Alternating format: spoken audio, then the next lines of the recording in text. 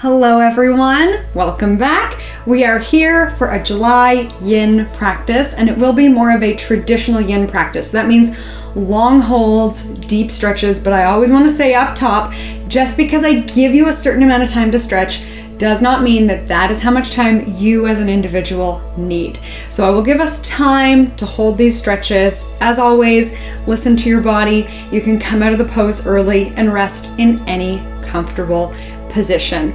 Generally with Yin, we say to find that comfort edge. So we will feel some little bit of comfort, little bit of discomfort right on that edge of you can't quite fall asleep. It's not like restorative, but there is sort of a gentle relaxation even in that slight tension in the body or discomfort. So if you're sitting in a pose and you think, is this thing on? Nothing's happening.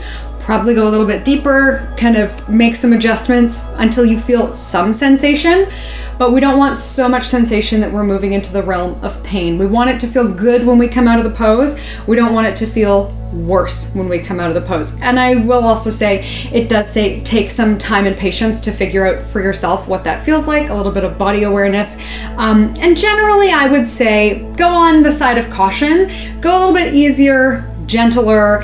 It's more enjoyable practice usually to feel more in that comfort zone and less in that discomfort zone.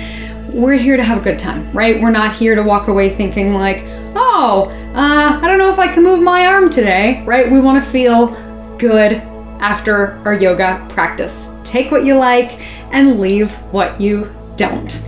I don't have too much for us to say today in terms of our tea and essential oil. I will say though that I've really been enjoying this recipe, and I'll drop a link below. It's not a recipe of my creation. Someone has put together a different variation of cheese and beans, and in terms of Ayurveda and summer, we should avoid really heating foods, especially before bed. So instead of the traditional cheese as part of the recipe, they've put in coconut milk instead. It's fantastic. So if you do find that you're feeling quite overheated, we can avoid cheese, really heavy dairy, cream, sour cream, spicy food, of course, red meat, and heavy meals is the other one. I was really surprised when I looked into the research. Really heavy meals, especially sugary meals and red meat, can heat us up. So avoid those, especially later in the day, maybe for breakfast. Lunch, we're probably going to cook all afternoon, and dinner, it might actually interfere with our sleep. And that brings me to our Yin practice for today. This is a great one to do right before bed, in the middle of the night if you can't sleep. As a yoga therapist with a specialty in sleep, this is some of the most important feedback I've gotten from my clients. Yin in the middle of the night is one of the best and most useful practices that gets us back to sleep. And yes, you can do it in bed. You'll see as we go through really easy poses to transition into a bed. If you can't sleep, you know what I'm talking about. You fall asleep, 2 a.m., 3 a.m., you're up. You can try this Yin practice. For today, my thinking is more that you might like this as an afternoon nap, which is a great way to refresh our energy for the rest of the day. And you might like a summary variation on what they call the nappuccino, meaning nap cappuccino, the idea being that it takes 20 to 30 minutes for caffeine to kick into your system. So you sort of kick it back real quick and then lie down, and by the time you get up, half an hour later, the caffeine has come in and the restorative qualities of your nap have also come into your body. You're feeling more refreshed. I think a summer variation, my personal preference, anything floral is cooling. So I like to do a bag of chamomile. You might have, rose tea is more difficult to find, but quite good. Hibiscus tea is a more popular variation, and it's kind of got that tart kick to the flavor. And then a bag of green tea, so we get that caffeine to boost us through the rest of the day. If you're a decaf person, no worries. You could do decaf green, you could do just the floral tea on its own. I have a deep love affair with caffeine. There's a green tea bag for me. And then Yin, a lot of people find, is dehydrating, so be sure to drink. You might want to make sure that your electrolytes are topped up. It's not just straight water. Okay, our essential oil for today. I have chosen, I don't usually apply essential oils topically for our practices. Always be sure it's diluted with a carrier oil. So there is lavender and a fir tree blend in here, sort of sleepy, heavy, soothing without being too heavy. And one of the nice things about Yin is that we're moving our arms around just a touch, sort of near our faces. So my thinking is, as we go, you'll keep getting a whiff of this to kind of top it up. And as we would do with perfume or something like that, we could put it on the inside of the wrist, rub the wrists together gently, and let's take a big breath in before we start our official practice. We can bring our hands up towards our face or our wrists up towards our face.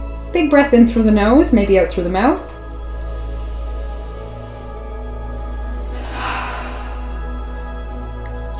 And let's dive in to our Yin. We will begin lying on our back, so I'm going to clear this stuff out of the way and meet me lying down on your yoga mat. We begin in a variation of what's sometimes called starfish pose or sleeping starfish or five-pointed star. The idea with this is that if our limbs are as far away from our bodies as possible and we are lying on the floor, then we can kind of off-gas the heat from our bodies here. It might be nice to tuck our shoulder blades under our backs to feel greater elongation in the back of the neck. And if this feels too open and uncomfortable or vulnerable, by all means, we could have hands to belly to focus on our breathing. We could always lie on our side or any other comfortable position. And since we are in five-pointed star, let's begin with a 5-part breath. So as we inhale, we count 1, 2, 3, 4, 5. As we exhale, counting 5, 4, 3, 2, 1. Counting at your own speed. Let's take a minute to do that here.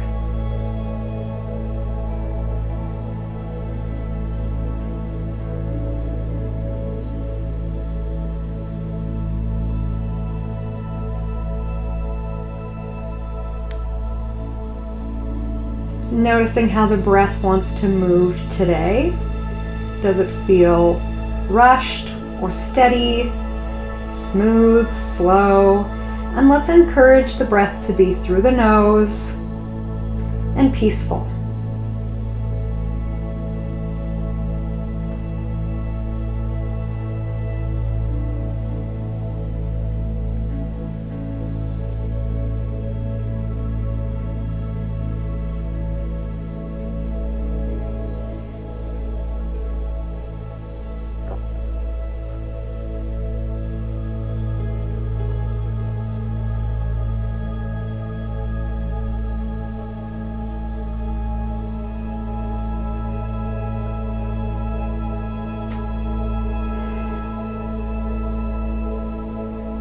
See if we can make the next couple rounds a little deeper, a little longer, a little smoother without forcing.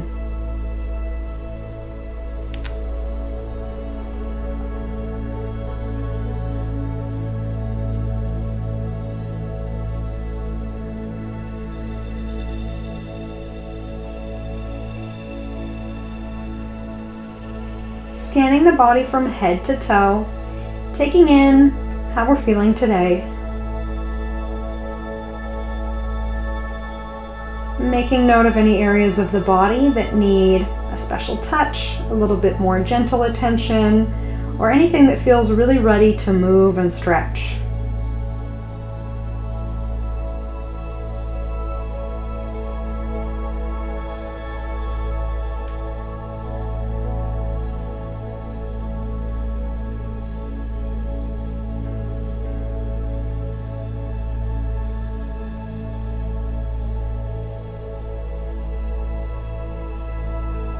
We may have an intention for our practice here today, repeating it to yourself now.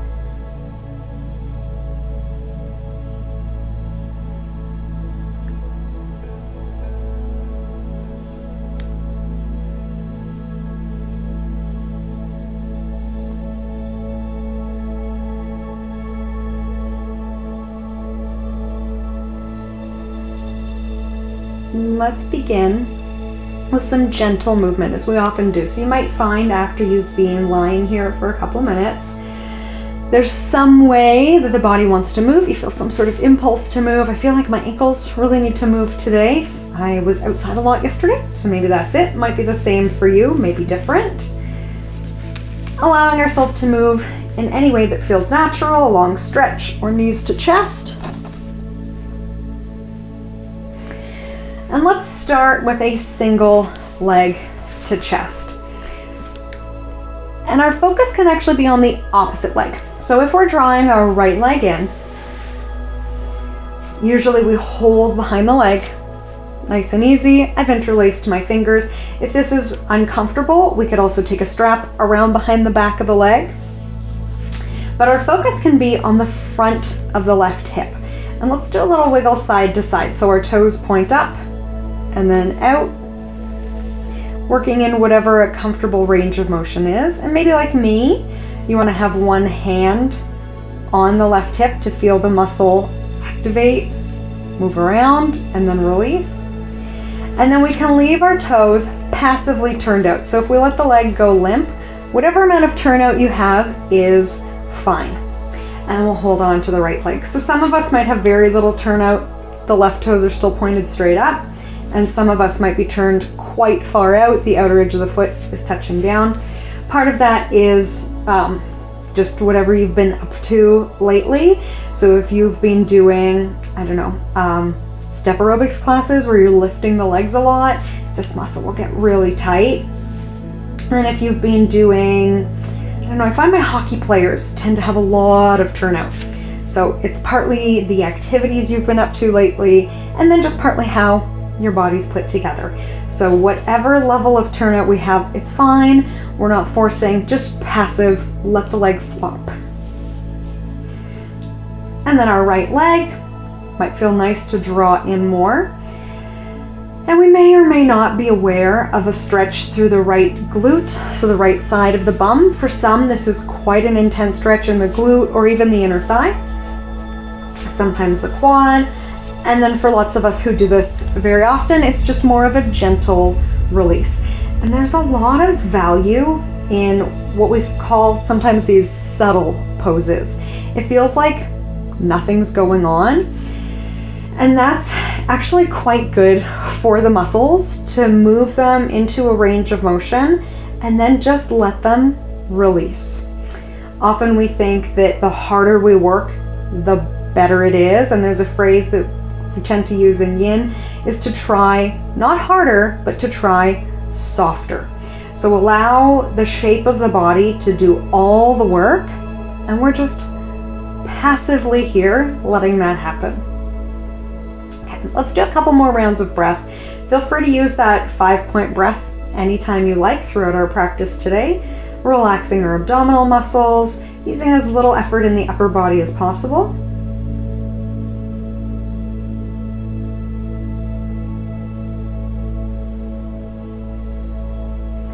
Again, we may have some impulse to move while we're here or as we come out of the pose. And generally we do what's called a digestive posture or something like that between poses. So before we switch sides, we can do a variation of a long body stretch. So legs are extended and then arms are extended in the opposite direction, relaxing our hands, maybe wiggling the fingers, and then letting the hands feel heavy. Bringing our awareness to right leg and left leg, seeing if one feels different than the other. Just observing, letting it be a point of curiosity. And then we switch sides. All right, left leg comes in. Gentle hold, however it's comfortable. And yes, if we wanted to hold our pant leg or use any kind of props, we could. Let's bring our attention to our right leg. We might want right hand on right hip as we turn out and turn up, feeling the hip muscles engage to execute rotation.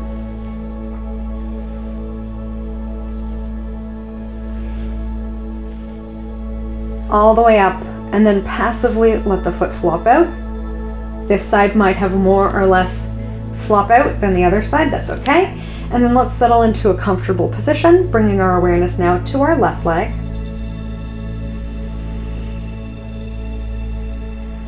noticing if this pose is particularly subtle for you, don't really feel much going on, or what we would call in the yoga language, gross, as in like net and gross, more like that, subtle and gross. Does it feel very subtle, not really sure anything's happening, or gross, that it's like gross movement? Okay, yes, large, lots of sensation. I'm very aware of something going on here. Both are fine, they're just points of interest. Gentle breath, soft belly, we hold. Remembering that just because I give us the time to hold the pose does not mean we have to stay here. You can come out at any time.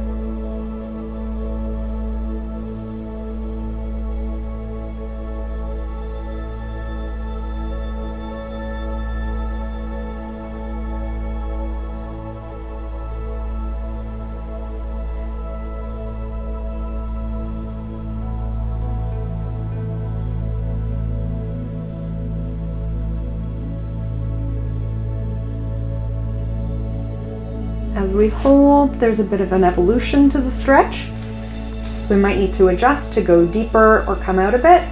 And let's give it a couple more rounds of breath.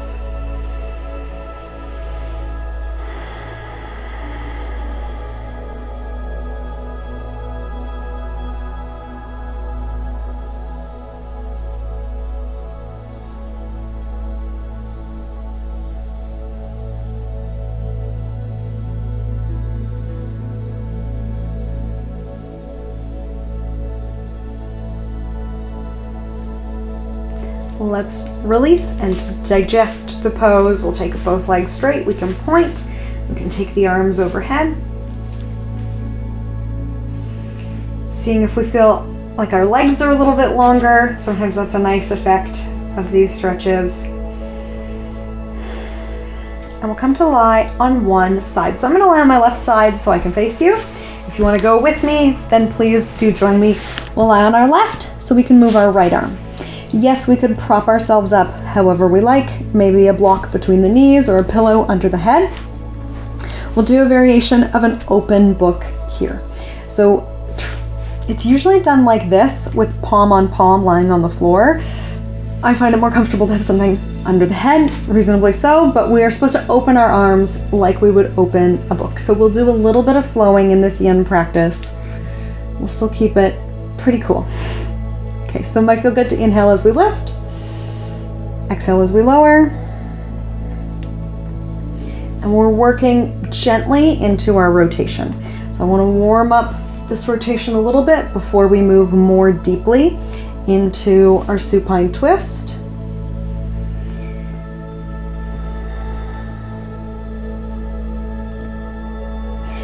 Testing out that range of motion. How twisty does the upper back feel today?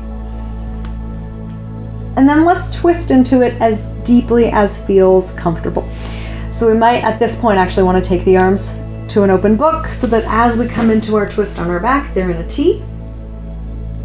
If we like a deeper stretch, we can draw the right leg up just like we were doing in our single leg stretch, coming onto the left side of the hip, and then maybe adjusting our bodies any ways that feels good.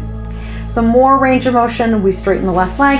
Less range of motion, we straighten or we stack the knees.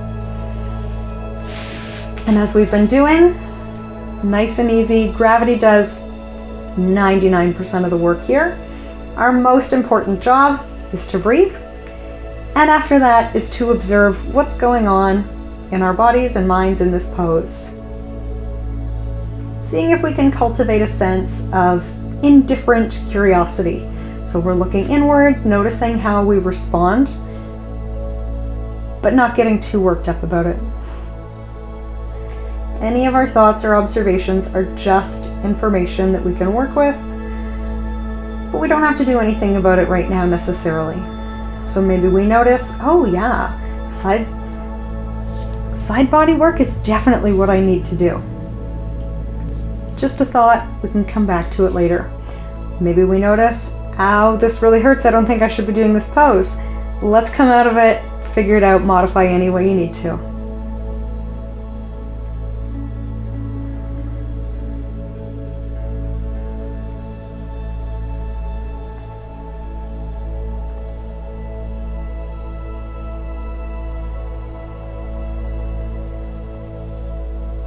Noticing any areas in the body we may be straining and see if we can soften. Instead of try harder, right? We try softer.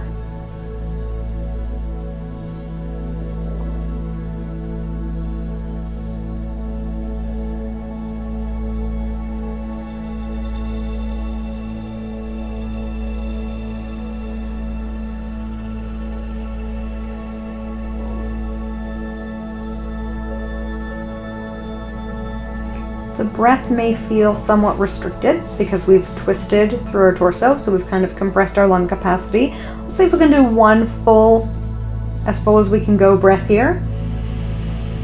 And then we'll bring it back through center, and we'll come into a sleeping tree pose. So again, this is to sort of digest and bring our bodies centered on the mat. Let the right knee fall open into sleeping tree.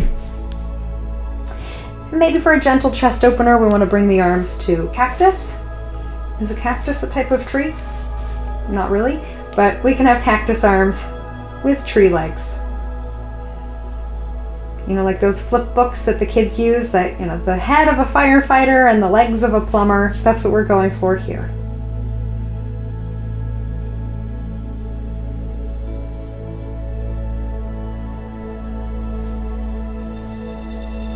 Again, we're in passive turnout through both legs. Letting gravity do the work.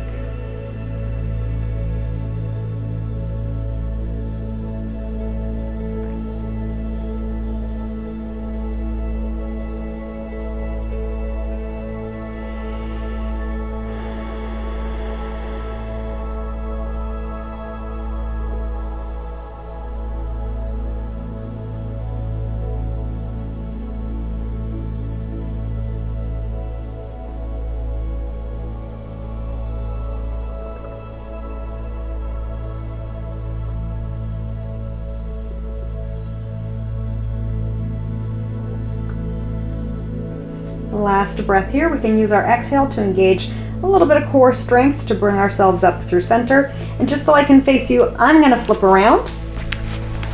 No need to flip. Be however it makes sense in your own home. Well, we're lying on our right side so our left arm can move. Propping ourselves up comfortably. So our open book, the pages of our book, we can have the right arm underneath the left or underneath the head. Our gentle open book flow. Inhaling, left arm rises, and exhaling, it falls, testing out range of motion in our upper back for our twist.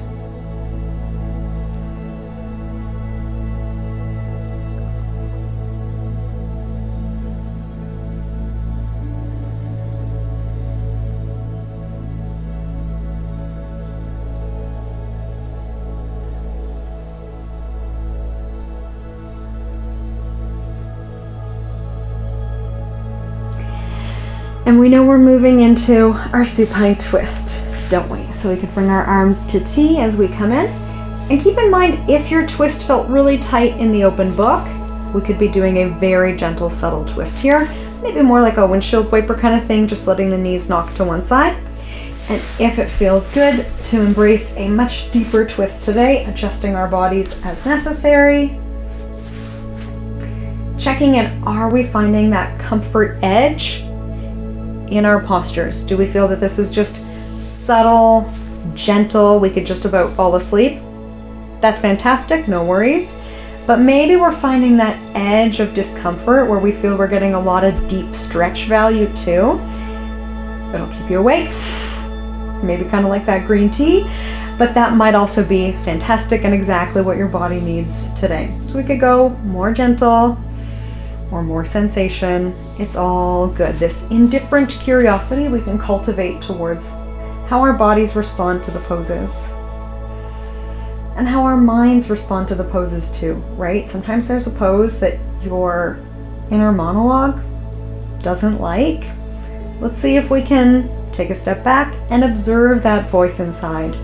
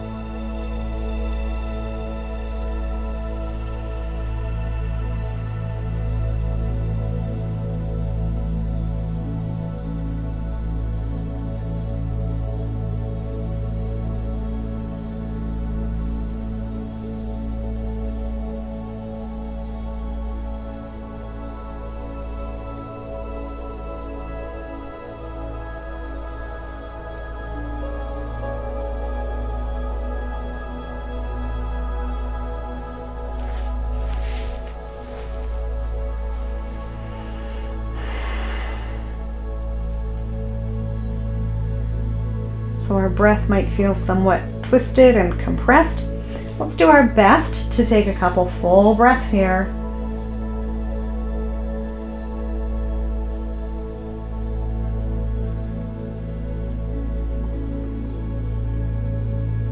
We've got our digestive pose coming up, our cactus tree. So we'll come back through center. Might need our hands to lift our hips a bit to come centered on our mat. Our left knee passively turns out into tree. Our right foot might passively turn out as well.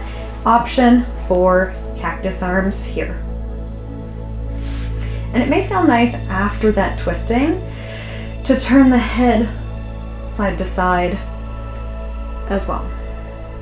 We often forget that the neck is part of our spines in our twists. In an effort, to watch the screen, we twist our bodies, but our head stays straight. So let's see if we can now twist our necks and our body stays straight.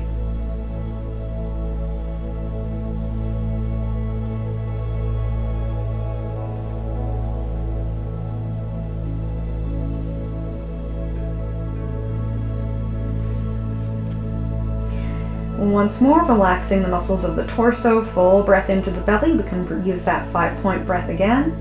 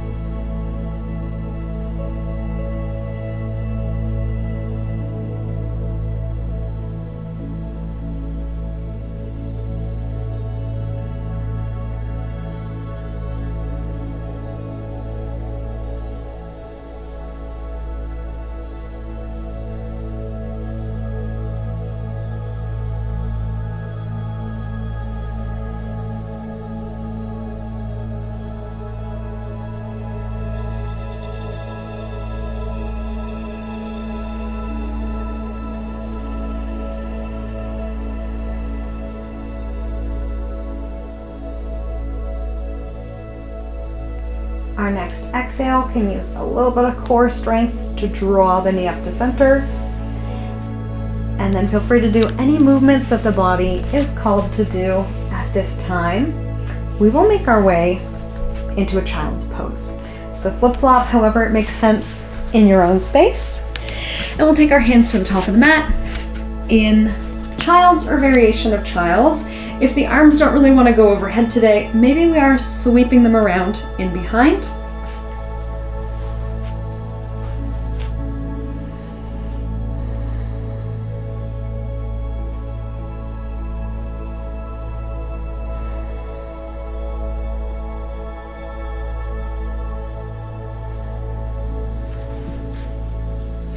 We'll work on our range of motion in our overhead reach. So let's test out where your arms are today. So if you were wrapped in behind, because it feels like a lot for you to reach overhead, I'll give you a gentle variation of a single arm child's pose, okay? So if for whatever reason one or both arms doesn't want to go forward or up overhead, you can even do it with me here, testing sitting on our heels. How far overhead can our arms reach? If they can reach perpendicular to the floor like me. I mean, I used to swim. I always like to tell people this. This is not a typical range of motion for most of my clients. Okay, so then we can do a variation of heart melting.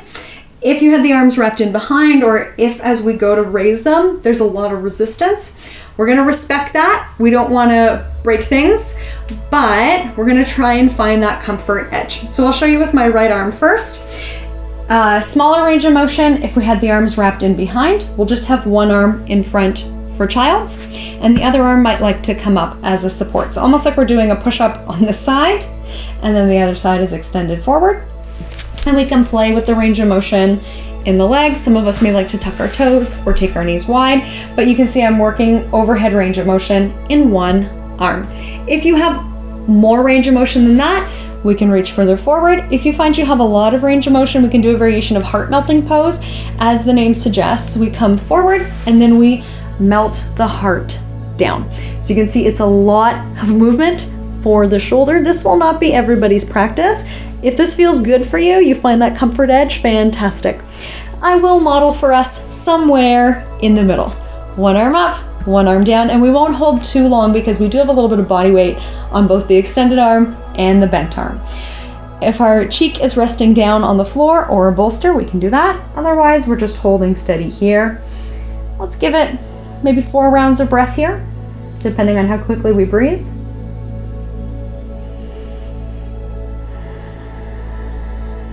In this position, people often feel they're getting a back stretch when they take a deep breath in. The muscles between our ribs have to expand with our inhale. So if you like that, you can kind of push into it, deep breath.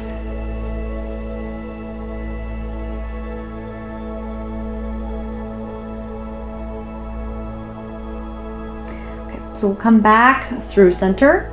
Again, we can adjust however we need to. So that might mean sweeping in behind for another child's pose.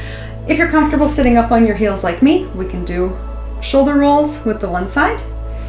Let it slide down and back, feeling hopefully juicy and relaxed. And then we're ready for the other side. So I'll show us that heart melting variation. First, single arm heart melting. Knees and hips are in line, so we can draw a plumb line from the hip down to the knee. If we like a lot of range of motion, we reach far forward and then melt the heart to the mat, and we can take our cheek to one side. I know for most of us that is not even remotely possible, so we can come back much further and do our best to breathe easy here, right? Our breath sends the message to the body that everything's okay. So if we can cultivate a slow, steady, smooth breath, we're in good shape here for our muscles to release, our body to let us into the pose. And checking in and asking ourselves, does this feel like a pose of any value? And if not, we can move into a pose that feels more valuable.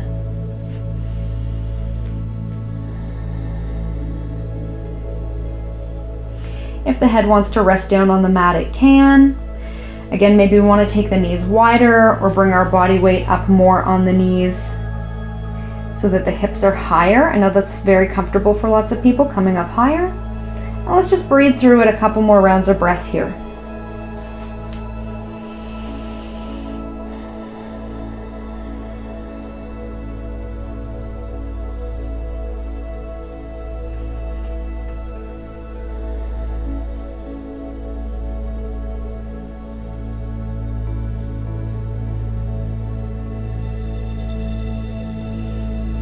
We'll make our way back to a comfortable seated position. We can circle the shoulder, feel out that range of motion. I hope we're feeling juicy and loose. We could do both shoulders together. And the only thing I would caution against is doing downward facing dog type poses. Since we've done so much stretch for the shoulders, they're not really ready for a strength-based challenge. So for the next, depends for the person, but I would avoid in the next half hour or so doing planks, downward dog, anything like that, so that the shoulder can kind of settle back down and get ready for strength. Okay, we are ready to do a back bend and then lie down on our backs again. One of my favorites is what I like to call sunbather's pose, and I find it even more fun in the summer, of course. So we take our fingertips behind and pop our chest like we are sunbathing. I'll give us some leg options before we go there. The most stable, grounded variation is legs extended. Sometimes people like them out further for a wider base. Sometimes people will like a butterfly variation.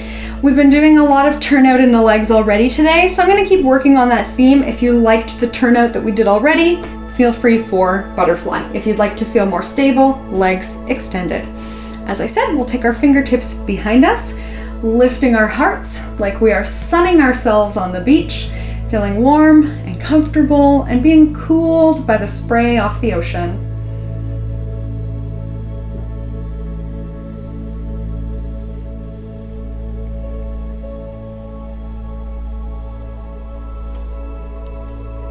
Since we're tipping back like this, you may notice that we can't take such a deep breath. We'll do a deep breath in our digestive pose when we round forward. Let's give it a few more rounds of breath here. If fingertips aren't so comfortable, we could have our fingers turned to the sides of the mat. With a flat hand, that's okay too.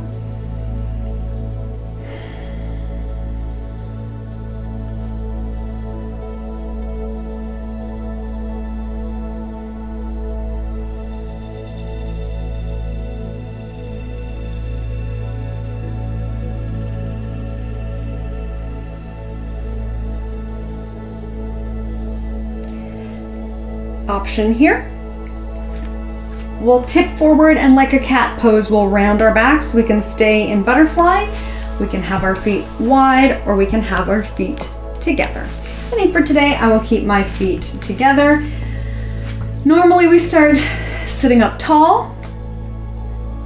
Option to keep that tall posture as we come forward. We haven't done any rounding of the back. So if you feel comfortable with it, feel free to join me. We'll allow the back to gently round, focusing on stretching the upper back that we just shortened. All right, starting from a tall position, lengthening forward from our heart center hips, coming as far forward as we can while still in a straight spine, and then as we're ready, softening into that rounding. It might feel great to tuck the chin. And then let's notice our feet. We might want really relaxed feet here. We can do as we did earlier, kind of turning the toes out and then back up, resting in an upward position. Some of us may be more comfortable putting our feet more like mountain pose, like we're standing on the floor, flexing into a neutral position. Soft belly, breathing into that upper back.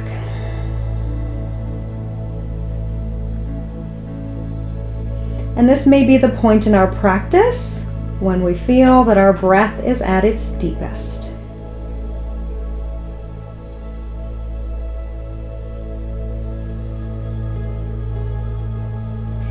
Keeping with our theme of trying softer, let's see with our exhale, can we give in a little bit more, let gravity do more work?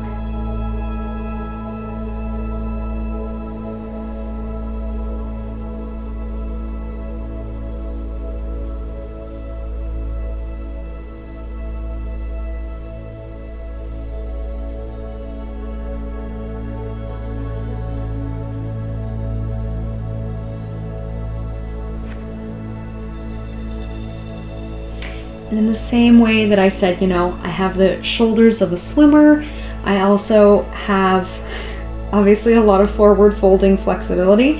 If anybody is up here feeling like they're sitting almost upright and their muscles are shaking and this is a super deep stretch for you, that probably has a lot to do with your pelvis and how you hold yourself in waking life. Might have a lot to do again with exercises you do during the day.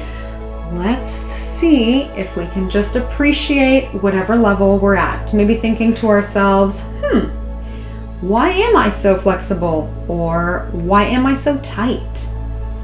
Maybe we can see it as a moment of success. Oh, I guess I'm tight because I spend so many hours standing on my feet. Or running, hiking. Even if we feel that our tension in our bodies is a result of emotional stress, that's okay. Thinking, oh, I guess I'm tight because times have been a little tough lately. Acknowledging whatever has brought us here. And maybe we don't know the reason, and I actually think that is one of the most important yoga skills we can develop. Let's be okay with not knowing. I'll give us time for one more round of breath.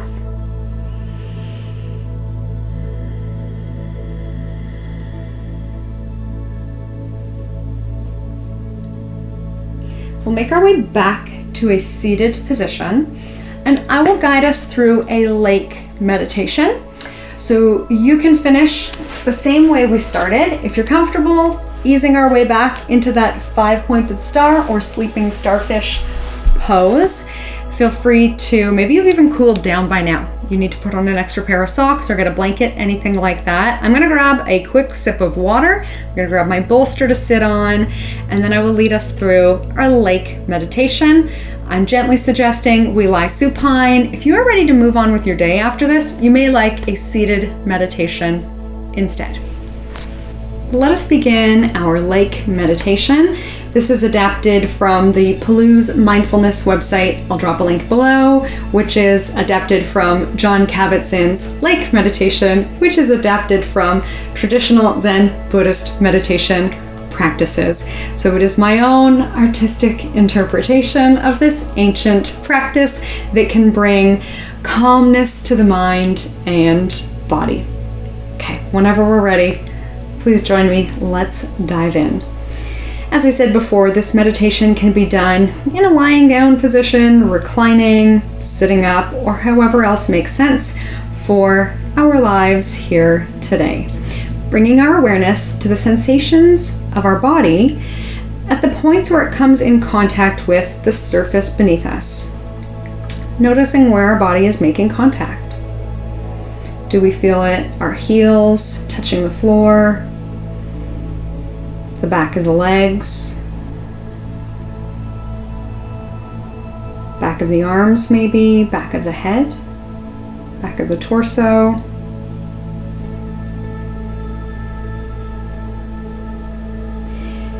Sensing the body at all points of contact where it meets the surface beneath you. Moving our attention to awareness of breath, physical sensations of breath. Allowing the breath to be just as it is without trying to change it or regulate it in any way. Allowing it to flow easily, naturally, respecting its own rhythm and pace, knowing that you are breathing perfectly well right now. Nothing for you to do.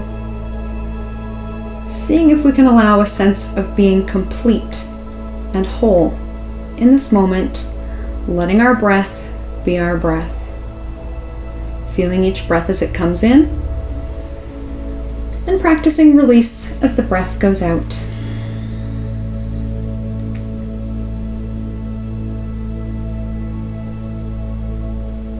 As much as we're focusing our minds, letting this be a time for rest, with the rest being more important than the cultivating of concentration.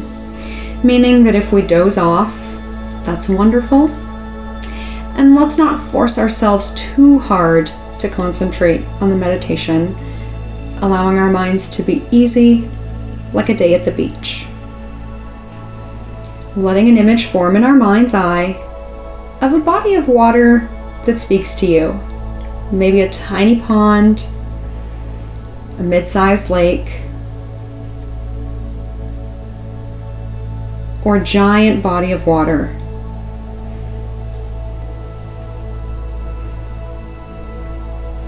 This body of water is held in the earth, being completely supported by the earth.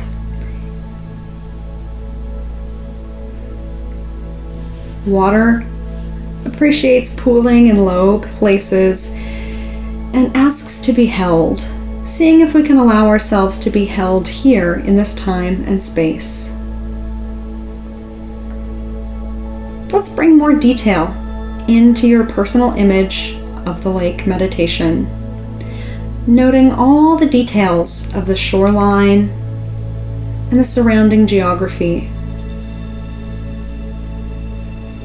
Some of us may be better at visual details in our minds, bringing those into sharp focus. And some of us don't see in our mind's eye in such detail. Instead, we are sensing what it feels like to be gazing upon a lake, feeling its presence, noting if it's deep or shallow, blue or green, maybe muddy, maybe clear water. Without a breeze, the surface of the lake is flat like a mirror, reflecting what's on the shoreline: trees, rocks, sky and clouds. In a way, the lake holds everything in itself for a moment, Wind comes along and stirs up waves. The reflections distort and eventually disappear, only choppy water remaining. When the sun comes out, it sparkles in the ripples. The sunlight dances on the waves in a play of shimmering diamonds. And the moonlight does the same when it comes in the night. The surface of the lake reflecting the silvery light of the moon.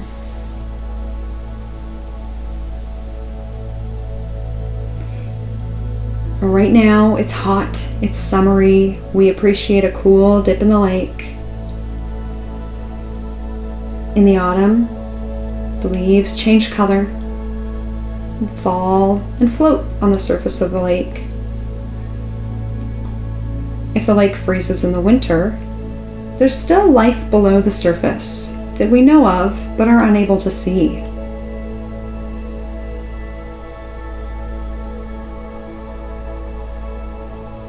Spring comes, the ice melts, and new life is born again. As you rest here, breathing evenly, holding the image of a lake in your mind, let's see if we can, in some way, allow ourselves to become the lake, bringing the image of the lake inside ourselves, so that we also hold the energy of the lake. Can we let the sunlight and the moonlight dance upon the surface of our skin, feeling inspired by the brightness?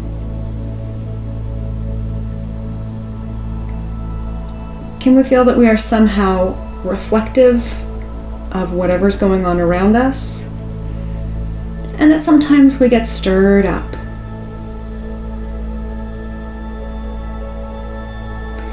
I often like to picture myself at the bottom of the lake, knowing that the surface above may be experiencing rough storms, but here at the bottom of the lake, I experience stillness, protection, and a sense of gentle calm. Breathing as the lake, feeling its body as your body, allowing your mind and heart to be open and receptive, moment by moment, experiencing this moment of stillness, knowing that moments of choppiness will come. Through it all, the lake is still contained in the earth. And through everything, you can contain the energy and the spirit of the lake inside yourself. If the image of the lake is particularly helpful to you, remember that you can come back to it at any time, noting that the surface may be muddy, clear, have lots of boaters on it, or a single swimmer. And anytime we can drop below the surface to experience the stillness and protection of the water around us.